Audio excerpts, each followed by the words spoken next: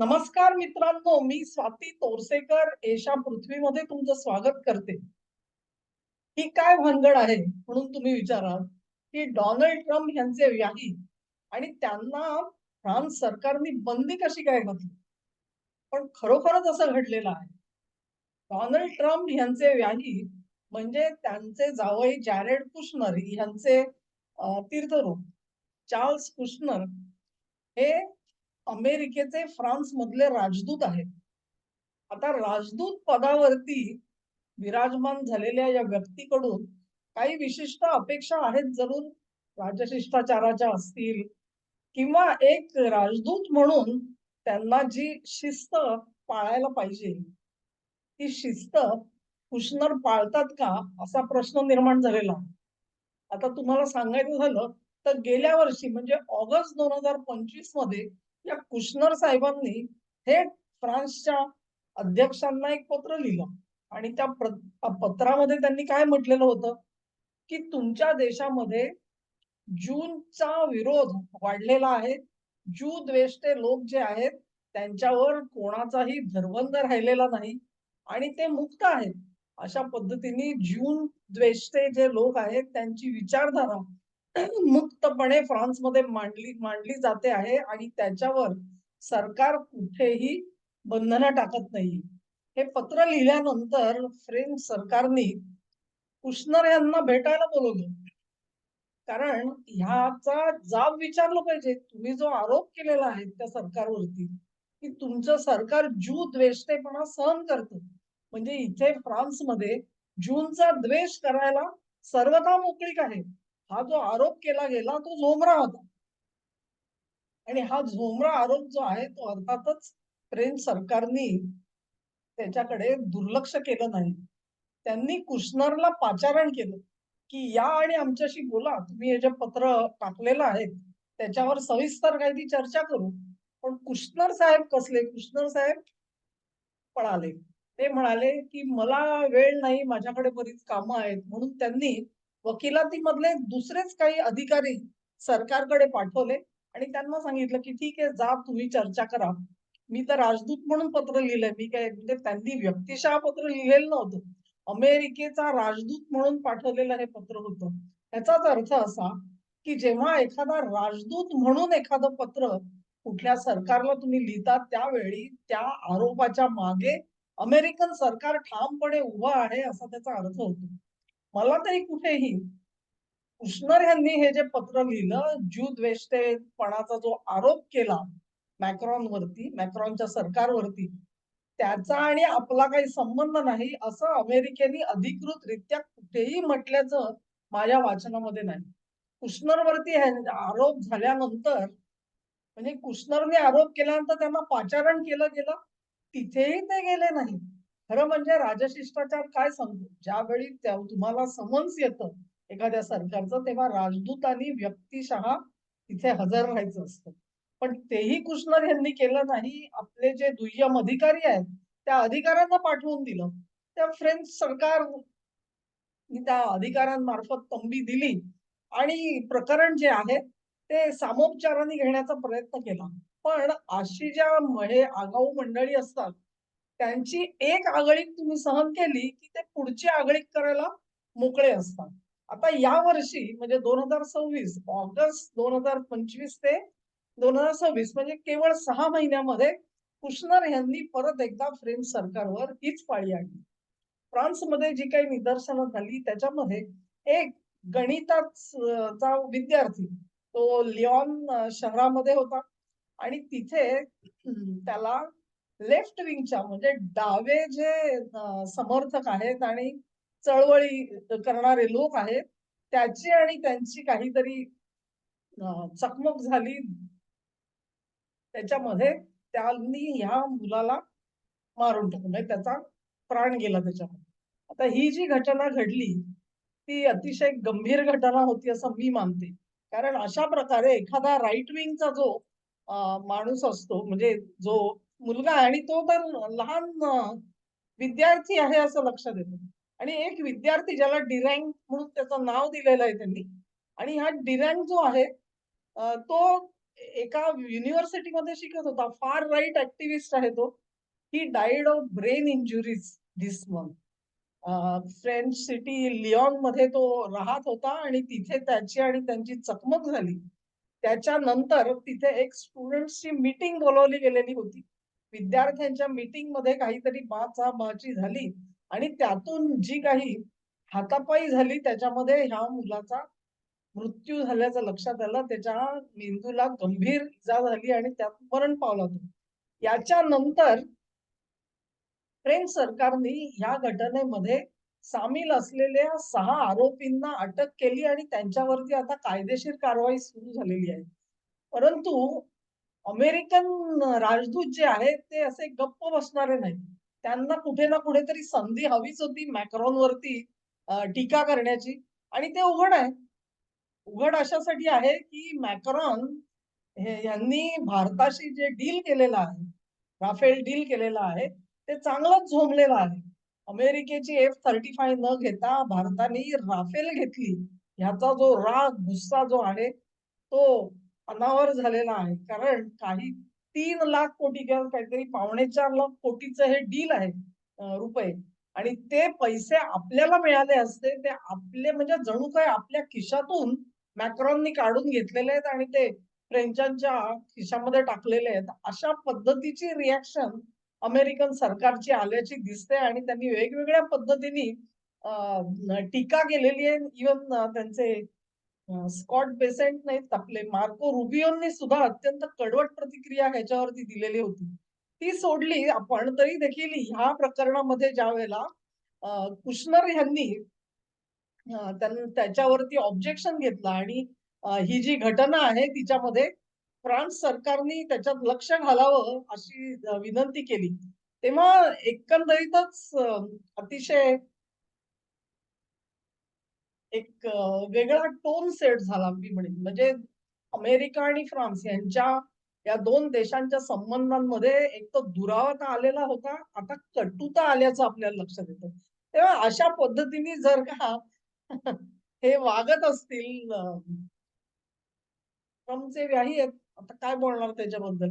त्यामुळे अशा प्रकारे टीका जेव्हा आपण करतो, की लेफ्ट विंगच्या लोकांना तुम्ही फार मोठी संधी देताय इथे आणि त्यांचे सगळे जे आरोप आहेत, त्यांचे सगळे गुन्हे, हे सगळे गुन्हे तुम्ही माफ करत चाललेले आहात. अशा पद्धतीच्या रिॲक्शन्स ह्या अमेरिकन राजदूताला फ्रेंच सरकारच्या बाबतीत देण्याची काय गरज आहे हा प्रश्न आहे. उद्या जर का आमच्याकडे जर का काही घटना घडली, कल्पना करा तुम्ही इथे सुद्धा अनेक घटना घडत असतात. त्याच्यावर जर का अमेरिकन राजदूत असा पोपटपंची करायला लागला तर तुम्हाला आणि मला सुद्धा वाटेल की ह्यांचा संबंध काय याच्यात. ह्याच्या बाबत जर का फ्रेंच सरकार हे अतिशय मी म्हणेन संवेदनशील असेल तर आपल्याला त्यांची बाजू घ्यायला लागेल आणि अशा तऱ्हेने फ्रेंच सरकारने बजावलं की तुम्ही ह्याचा हत्यार म्हणून वापर करतात ह्या घटनेचा. ही एक ट्रॅजेडी आहे, म्हणजे ही एक शोकांतिका आहे. ही दुर्दैवी घटना घडताच कामा नये. या गोष्टीबद्दल वाद नाही, परंतु त्याचं तुम्ही भांडवल करता आहात, पॉलिटिकल भांडवल करता आहात आणि त्याच्यातून तुम्हाला काही राजकीय हेतू साध्य करायचे आहेत आणि ह्याच्या बाबत शंका आणि आक्षेप घेतला गेलेला आहे. त्याच्यामध्ये स्टेट डिपार्टमेंटनी त्यांच्या पोस्टमध्ये काय लिहिलं होतं बघा. Violent radical leftism is on the rise and its role in Quentin Durant's death demonstrates the threat it poses to public safety. We will continue to monitor the situation and expect to see the perpetrators of violence brought to justice. अरे तुम्ही कोण आहात? ह्याचा अर्थ काय आहे की हिंसक अशा प्रकारचे जे डावे मूलतत्ववादी फोर्सेस फ्रान्समध्ये आहेत आणि ती उत्तरोत्तर त्यांची कमान चढती आहे आणि ह्याच त्यांच्या कारवायांमध्ये क्वेंटिन डिरँकला मृत्यू ओढवलेला आहे त्यांच्या हिंसक कारवायांमध्ये. त्याच्यामुळे फ्रान्स मधल्या जनतेच्या सुरक्षेसाठी खूप मोठा प्रश्न निर्माण झालेला आहे आणि त्याच्यामुळे जी पब्लिक सेफ्टी म्हणजे नागरी सुरक्षिततेचा प्रश्न जो आहे तो किती गंभीर झालाय फ्रान्समध्ये, हे ह्याचं द्योतक आहे असं सांगितलंय. आणि आम्ही आता संपूर्ण परिस्थितीवरती लक्ष ठेवून आहोत आणि आम्हाला असं वाटतं की जे कोणी ह्या हिंसक घटनांसाठी जबाबदार मंडळी आहेत त्यांना तुम्ही न्यायालयासमोर खेचता की नाही हे बघण्यात आम्हाला रस आहे. तुम्हाला रस जरूर असेल पण तुम्ही ह्या पद्धतीने ते स्टेट डिपार्टमेंटचं स्टेटमेंट आल्यानंतर फ्रान्स सरकार खवळलं.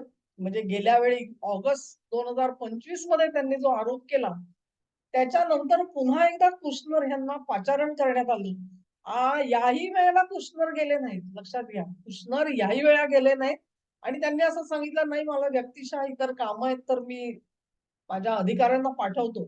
त्या अधिकाऱ्यांना फ्रेंच सरकार तर भेटलं आणि त्यांना समजून तर सांगितलं, काय मॅटर आहे आणि ह्याच्याबाबत तुम्हाला काय करायला पाहिजे. परंतु त्या जोडीला आता फ्रेंच सरकार सावध झालेलं आहे आणि कुशनर हे अशा प्रकारे कायम आपलं नाक खुपसत राहणार. फ्रान्स सरकारच्या अंतर्गत मामल्यांमध्ये हे स्पष्ट झाल्यानंतर चोंबडेपणा कृपया बंद करा आणि तो ते बंद करणार नाहीत हे गृहीत धरून कुशनर हे आता फ्रान्स सरकारमधल्या कुठल्याही मंत्र्याला थेट भेटू शकणार नाहीत असा एकंदरीत आदेश निघालेला आहे.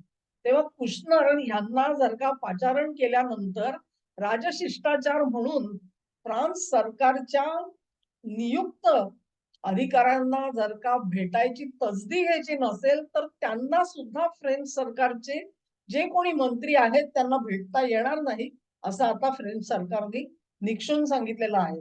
तर ही जी काही शोभा ओढवून आणलेली आहे कुशनर साहेबांनी आणि तिचा फटका हा अमेरिकेला बसणार आहे. अमेरिकन सरकारला बसणार आहे. परंतु त्याच्या विरोधामध्ये मी कुठेही अजून सुद्धा निघाल्याचं बघितलेलं नाहीये. तेव्हा अशा पद्धतीने दुसऱ्या देशांच्या अंतर्गत मामल्यामध्ये आपण किती हस्तक्षेप करावा याला काही मर्यादा असतात. एखादा राजदूत चुकून काहीतरी बोलला तर ती गोष्ट त्याच्यावर सारवासारव केली जाते. केंद्र सरकार जे असतं दुसऱ्या सरकारचं किंवा त्यांचं परराष्ट्र मंत्रालय अशी सारवासारवी तरी कमी, इथे सारवासारवी पण नाहीये. म्हणजे कुशनर काहीतरी जाऊन बोलतातच. शिवाय स्टेट डिपार्टमेंट मधून सुद्धा अशा पद्धतीची ज्यावेळी वक्तव्य येतात तेव्हा ती झोंबरी ठरतात.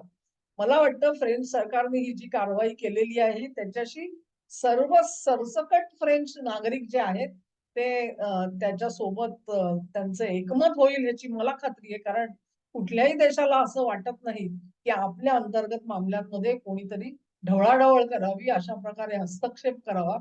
ही गोष्ट तुमच्या स्वाभिमानाला थेट छेद देणारी असते आणि म्हणून जे कारवाई फ्रान्स सरकारने केलेली आहे ती योग्यच आहे. फ्रान्स सरकारने हेही क्लिअर केलेलं आहे की राजदूत म्हणून त्यांना जे काही काम करण्याची सुविधा आम्ही दिलेली आहे किंवा त्यांचे जे काही अधिकार आहेत ते अधिकार तसेच्या तसेच राहतील. त्याच्यामध्ये काहीही बदल होणार नाही.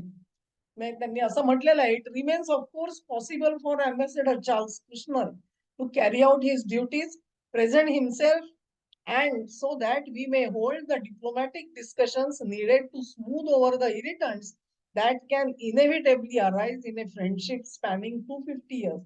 गेली 250 वर्ष ज्या दोन राष्ट्रांमध्ये मित्रत्वाचे संबंध आहेत त्या मित्रत्वाच्या संबंधांकडे बघता कुशनर यांची राजदूत म्हणून हकालपट्टी झालेली नाही आजच्या घडीला.